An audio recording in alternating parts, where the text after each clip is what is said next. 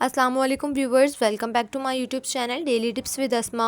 आज की इस वीडियो में हम आपको बताएंगे ज़मीर नाम के बारे में अनोखी और दिलचस्प मालूमात। ज़मीर नाम का शुमार लड़कों के नामों में होता है। ज़मीर एक इस्लामी नाम है। ज़मीर नाम की इब्तिदाई तारीख़ अरबी ज़बान से निकलती है। ज़मीर नाम के अफराद के लिए खुशकिस्मत नंबर 5 माना जाता है।